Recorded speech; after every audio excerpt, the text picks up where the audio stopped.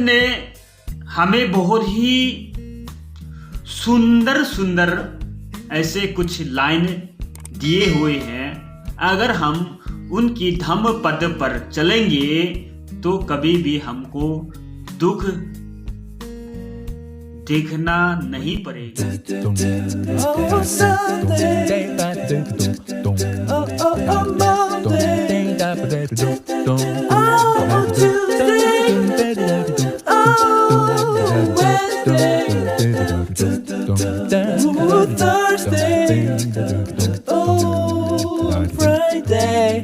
Saturday.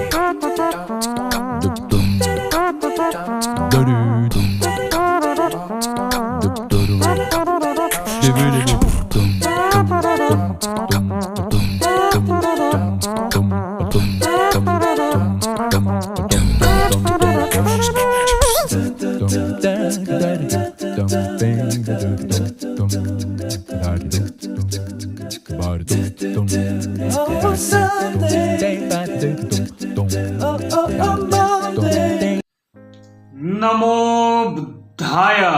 प्यारे साथियों, आज का हमारा टॉपिक है संसार को धम्म राज्य बनाना। तो प्यारे साथियों, आरंभ करने से पहले मैं आप लोगों को लीगल डिस्क्लेमर दिखा देता हूं। ये रहा लीगल डिस्क्लेमर। अब हम आगे बढ़ते हैं। धर्म का प्रयोजन क्या है? भिन्न भिन्न धर्मों ने इस प्रश्नों के भिन्न भिन्न उत्तर दिए हैं। आदमी को ईश्वर प्राप्ति के मार्ग पर लगाना और उन्हें अपने आत्मा के मोक्ष का महत्व समझाना, यह एक सामान्य उत्तर है। बहुत सी धर्म 3 राज्यों की बात करते हैं। एक स्वर्ग का राज कहलाता है, दूसरा पृथ्वी का राज कहलाता है, तीसरा नरक का राज्य कहलाता है। कहा जाता है कि स्वर्ग के राज्य पर ईश्वर का शासन है, नरक के राज्य पर शैतान का एकाधिकार माना जाता है। पृथ्वी के राज्य के बारे में झगड़ा है। इस पर शैतान का अधिकार नहीं है। साथ साथ इससे ईश्वर के राज्य के अंतर्गत भी नहीं माना जा सकता। आशा की जाती है कि शायद किसी दिन हो जाए। कुछ धर्मों में माना जाता है कि स्वर्ग का राज्य धर्म राज्य है, क्योंकि वहां ईश्वर का सीधा शासन है। कुछ धर्मों में स्वर्ग का राज्य पृथ्वी पर नहीं है, यह केवल स्वर्ग का ही दूसरा नाम है। जो कोई ईश्वर और उनके पैगंबर पर ईमान रखता है, वह ही वहां पहुंच सकता है। जब पहुंचने वाले स्वर्ग पहुंचते हैं तो जीवन के जितने भी भोग विलास के साधन हैं, वे सब उन्हें वहां प्राप्त हो जाती हैं। तो अब सवाल उत्पन्न होता है, क्या तथागत बुद्ध भी ऐसा ही मानता है? तो उत्तर है नहीं। सभी धर्मों का यही उपदेश है कि आदमी के जीवन का उद्देश्य इस स्वर्ग के राज्य को प्राप्त करना और कैसे प्राप्त करना, यही होना चाहिए। अब हम जानते हैं धम्म का उद्देश्य क्या है, यानी कि तथागत बुद्ध का उद्देश्य या उपदेश क्या है, इसके बारे में हम जानेंगे। इस प्रश्न का बुद्ध ने स्वर्थाहीन उत्तर दिए हैं। भगवान बुद्ध ने लोगों को यह नहीं कहा कि उनके जीवन का उद्देश्य किसी काल्पनिक स्वर्ग की प्राप्ति होना चाहिए। उनका कहना था कि धर्म का राज्य इस पृथ्वी पर ही है और वो धर्म पद पर चलकर प्राप्त किया जा सकता है। उन्होंने लोगों से कहा कि यदि तुम अपने दुख का अंत करना चाहते हो तो हर किसी को दूसरे के साथ न्याय संगत, धर्म संगत व्यवहार करना होगा, तभी यह पृथ्वी धर्म का राज्य बन सकेगी। ये तो सीधा साधा और बहुत ही सरल उत्तर है कि हम सभी को पता है, जब हम न्याय संगत या हम यूं कह लो धर्म संगत यानी कि एक दूसरे के साथ जब हम प्यार से व्यवहार करेंगे, आचरण करेंगे, एक दूसरे के साथ जब हम मिलेंगे घुलेंगे तो यहीं पर हम स्वर्ग बना सकते हैं। हमें किसी काल्पनिक स्वर्ग की कल्पना करने का कोई जरूरत ही नहीं पड़ेंगे।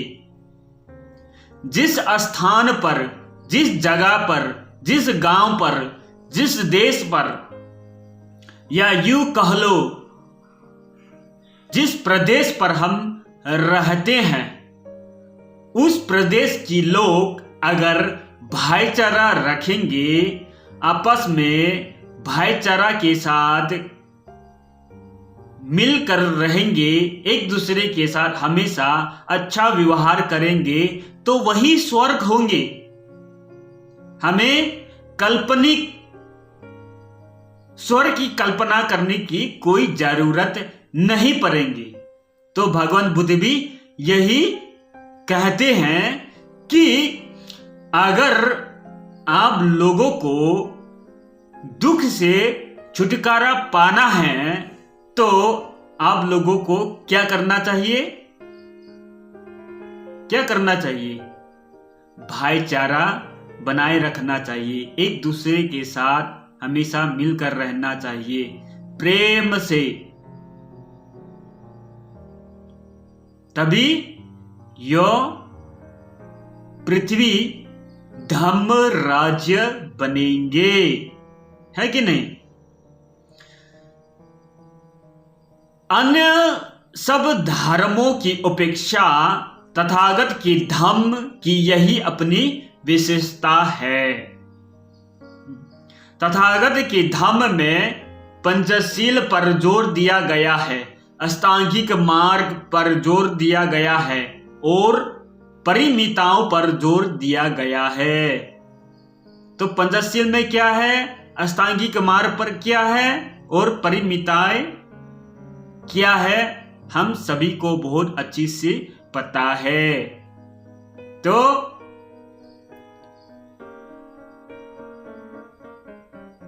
भगवान बुद्ध ने इन सब को अपने धर्म का आधार क्यों बनाया? क्योंकि ये एक ऐसी जीवन विधि है कि केवल यह ही आदमी को सदाचारी बना सकती है। इसके अलावा आपको कोई सदाचारी बना नहीं सकता है। तो इसलिए तथागत बुद्ध ने क्या क्या दिया है? पंचशील, अष्टांगिक मार्ग और परिमिताओं को जोर दिया गया है। तभी आप एक सदाचारी बन सकेगी, है कि नहीं? आदमी के प्रति जो अनुचित व्यवहार करता है, उसी में से आदमी का सारा दुख पैदा हुआ है। अगर आदमी के साथ भेदभाव करेंगे, ऊंच नीच ऐसा व्यवहार करेंगे, तो उसी में से हम देख पाएंगे कि वहां से दुख उत्पन्न होता है। किसी को हम अगर कह देंगे कि तुम ऐसे हो, तुम सांवला हो, तुम गोरी हो, ऐसा भेदभाव करोगे कि ये काला है, ये नाता है, ये मोटा है, ये पतला है, ऐसा नहीं करना चाहिए। अगर ऐसा करेंगे, भेदभाव करेंगे, उच्च नीच, कि मैं उच्च जाति का हूं, तुम नीच जाति की हो, तुम वो फलाना ढिमकाना करोगे तो वहां से दुख उत्पन्न होगा। इसलिए तथागत बुद्ध कहते हैं, आदमी आदमी के प्रति जो अनुचित व्यवहार करता है उसी में से आदमी का सारा दुख पैदा होता है। अगर हम उच्च नीच जात पात में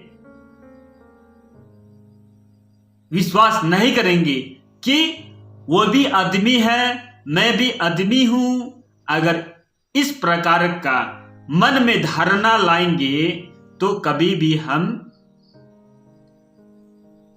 वो जो दुख उत्पन्न हो रहा है उसको हम खत्म कर सकते हैं। तो इसलिए तथागत बुद्ध कहते हैं कि इन सब बेकार बातों में हमें नहीं हमें ऐसे बेकार बातों में नहीं उलझना चाहिए। ये सब बेकार बात है। क्यों? क्योंकि तुम भी एक मनुष्य हो, मैं भी एक मनुष्य हूं।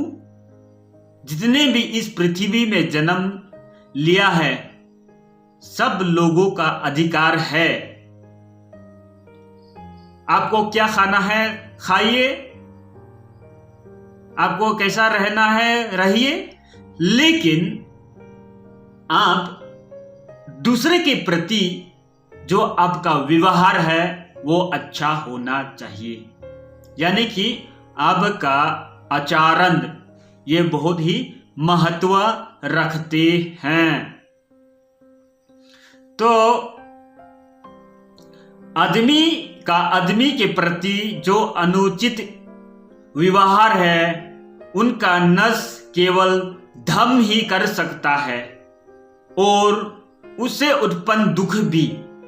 तो मैंने क्या बताया था, अगर धर्म की राहों पे चलोगे, धर्म पद की राहों पे चलोगे तो जो आदमी के प्रति जो अनुचित व्यवहार है उसको हम नष्ट कर सकते हैं और उससे जो दुख उत्पन्न हुआ है उसको भी हम पहचान लेंगे कि किस प्रकार से क्यों उत्पन्न हुआ है दुख, कहां से उत्पन्न हुआ है, उसको हम देख पाएंगे,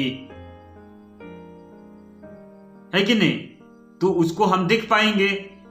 तो इसलिए भगवान बुद्ध ने कहा है कि धर्म का काम केवल उपदेश देना नहीं है, बल्कि जैसी भी हो आदमी के मन में यह बात जमाना है कि सर्वोपरि आवश्यकता सदाचारी बनने की है। यानी कि सबसे महत्वपूर्ण क्या है? वो है सदाचारी बनने का। अगर आप सदाचारी बनेंगे, अब अगर दूसरे के प्रति यदि अच्छा व्यवहार करेंगे, दूसरे से आप प्यार करेंगे तो आपको भी प्यार मिलेंगे। आप दूसरे के प्रति जैसे व्यवहार करोगे वैसे ही आपको फल मिलेगा। मान लीजिए आपने आम का पेड़ लगाया है तो वहां आपको लीची कभी भी नहीं मिलेंगी, तो आपको आम ही खाना पड़ेगा। आम लगाया है तो आम ही खाओगे, वहां तो लीची तो नहीं मिलेगा। ठीक इसी प्रकार अगर आपका जो व्यवहार अच्छा है तो रेस्पॉन्स भी आपको अच्छा ही मिलेंगे। अगर आपका वाणी दूसरे के प्रति अगर अच्छा है तो आपको अच्छा ही सुनने को मिलेगा। अगर आपका वाणी ठीक नहीं है तो आप दूसरे को गाली देंगे तो आपको भी गाली सुनना पड़ेगा, है कि नहीं। इसलिए भगवान बुद्ध कहते हैं कि सबसे आवश्यकता है सदाचारी बनने का। लोगों में सदाचार की भावना भरने के लिए, धम्म के लिए आवश्यक है कि वो कुछ दूसरे कार्य भी करे। धम्म को यह शिक्षा देनी होगी कि आदमी जान सके कि कुशल कर्म यानी कि शुभ कर्म कौन सा होता है और वह उस कुशल कर्म को कर सके, यानी कि अच्छा काम को कर सके। आपके लिए क्या अच्छा है वो करे और दूसरों को भी सिखाए। धम्म को यह भी शिक्षा देनी होगी कि आदमी जान सके कि अकुशल यानी कि अशुभ क्या है और जो अकुशल है उससे वह बच सके, और जो बुराई काम है उसको भी जान सके और उससे भी हम बच सके। कैसे बच सकते हैं, है कि नहीं। धम्म को यह भी शिक्षा देनी होगी कि आदमी जान सके कि अकुशल क्या है और जो अकुशल है उससे बच सके। धम्म के इन दो क्रमों के अंतरिक्ष भगवान बुद्ध ने धम्म के दूसरे भी काम बताए हैं और जिन्हें वे बहुत महत्वपूर्ण समझते थे। पहला है आदमी की स्वभाव और उनकी प्रवृत्तियों के ट्रेनिंग। प्रैक्टिस हमें करना है। हमारे जो व्यवहार है, जो आचरण है, जो वाणी है, उसको हम कैसे शुद्ध कर सकते हैं। जो दिनचर्या है, हमारे कार्य, उसको किस प्रकार हमें शुद्ध करना है वो हमें ही प्रैक्टिस करना होगा। अगर मेरा वाणी शुद्ध नहीं है, अगर मेरा कार्य शुद्ध नहीं है, तो थोड़ा थोड़ा करके रोज हमको उस अकुशल को, उस खराब आचरण को हमें छोड़कर अच्छा आचरण हमें करना होगा, अच्छाई पर चलना होगा। जो बुरा है उसको छोड़ना होगा। तो इसलिए तथागत बुद्ध कहते हैं जो बुराई है उसको छोड़ना चाहिए, जो अच्छाई है उस राह पर, उस काम को, उस पद पर हमें चलना चाहिए। इसलिए तथागत बोलता है पहला है आदमी के स्वभाव और उनकी प्रवृत्तियों की ट्रेनिंग। यह प्रार्थना से भिन्न प्रक्रिया है। यह वस्त्र आदि रखने से भिन्न प्रक्रिया है। यह यक्ष बलि से भिन्न प्रक्रिया है। प्रार्थना जो करता है उससे भिन्न है। जो वस्त्र रखता है या बलि, यक्ष बलि जो है, जो भी हो, जो नाना इत्यादि करते हैं, यो उन सभी से विभिन्न प्रकार है। उनसे ये मिलता ही नहीं है, ये दूसरा है। तो तथागत बुद्ध ने हमें बहुत ही सुंदर सुंदर ऐसे कुछ लाइन दिए हुए हैं। अगर हम उनकी धम्म पद पर चलेंगे तो कभी भी हमको दुख देखना नहीं पड़ेगा। यह सत्य है कि तथागत बुद्ध ने हम लोगों को रास्ता तो दिखा दिया है, लेकिन उस पद पर यानी कि उस रास्ता पर हम चलते हैं कि ये नहीं है, वो हमारे ऊपर निर्भर करते हैं।